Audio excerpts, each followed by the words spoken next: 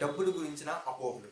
Yes, మనం పెరిగిన ఈ సొసైటీలో కానీ, మన చుట్టూ ఉన్న మన ఫ్రెండ్స్ కానీ, మన చుట్టూ ఉన్న మన ఫ్యామిలీ కానీ కొన్ని అపోహలు మనకు రుద్దేస్తారు. అది తప్పైనా సరే నిజం అని అనుకుంటాం.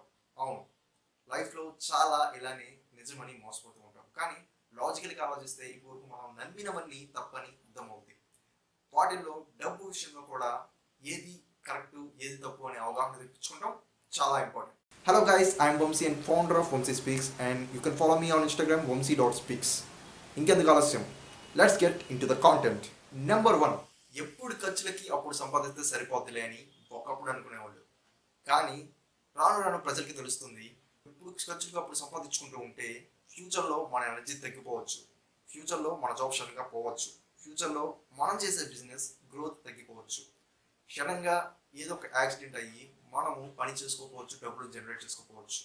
సో ఫ్యూచర్ గురించి వీలైనంత డబ్బులు ఎర్లీ స్టేజ్లోనే, అంటే మనం యుక్త వయసులో ఉన్నప్పుడే, మనం యంగ్గా ఉన్నప్పుడే సేవ్ చేసుకోవాలి ఆర్ ఇన్వెస్ట్ చేసుకోవాలి అనేది మనందరికీ అర్థమవుతుంది.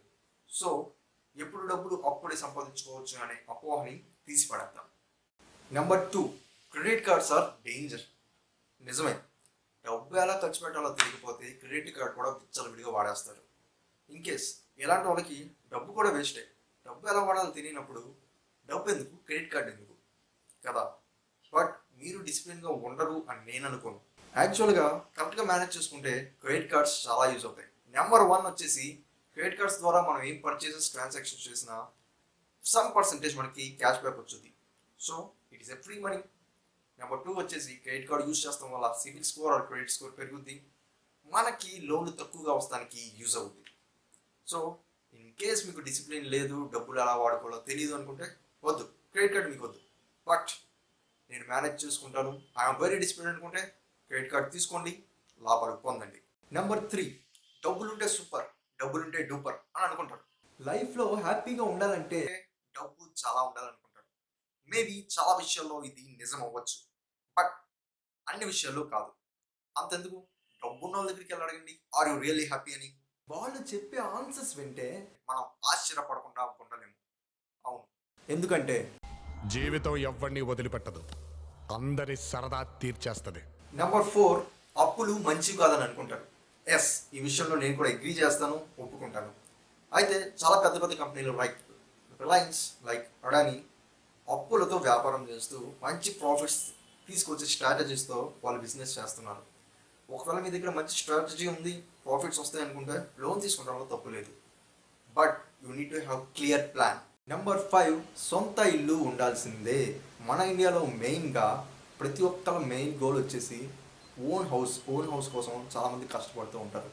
అయితే ఒక అనాలిసిస్ చేస్తే టైర్ 2 అండ్ టైర్ 1 సిటీస్లో ఎక్కువగా మనం రెంట్ కట్టుకుంటూ హోల్ లైఫ్ ఉంటే అయ్యే ఖర్చు కన్నా ఓన్ హౌస్లో ఉండే ఖర్చు చాలా ఎక్కువ. మీరు స్టాటిస్టిక్స్ చూసినట్లయితే ఇదే వాస్తవం. అయితే కొన్ని ప్రాబ్లమ్స్ ఉంటాయి.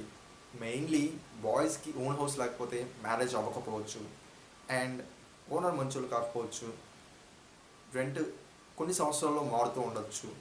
సో ఇటువంటి ప్రాబ్లమ్స్ మనం క్యాలిక్యులేట్ చేసుకుని ఎటువంటి ఏరియాలో రెంట్ తీసుకుంటే మంచిది, ఎటువంటి ఏరియాలో ఓన్ హౌస్ ఉంటే మంచిది క్యాలిక్యులేట్ చేసుకుని ముందుకెళ్తాం మంచిది.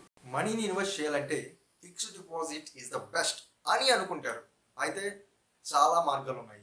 ఒక బిజినెస్ పెట్టుకోవచ్చు, షేర్ మార్కెట్లో ఇన్వెస్ట్ చేయొచ్చు, అంతెందుకు గవర్నమెంట్ కూడా అప్పేవచ్చు. ఇలా చాలా వేస్ ఉంటాయి. అవి ఏంటో తెలుసుకొని దాంట్లో ఇన్వెస్ట్ చేయడం మంచిది. మనీ ఇన్వెస్ట్ చేయాలంటే చాలా డబ్బులు కావాలి, అబద్ధం. మినిమం 1000 రూపీస్తో కూడా ఇన్వెస్ట్ చేయగలిగే ఆప్షన్స్ చాలా ఉన్నాయి. వెతకండి, వెతికితే దొరకనవంటూ ఏమీ లేవు. కొన్ని ఎగ్జాంపుల్స్ నేను మీకు చూపిస్తాను, కింద క్యాప్షన్లో ఉంటాయి, ఆ డిస్క్రిప్షన్లో ఉంటాయి, యూ కెన్ రీడ్ దమ్.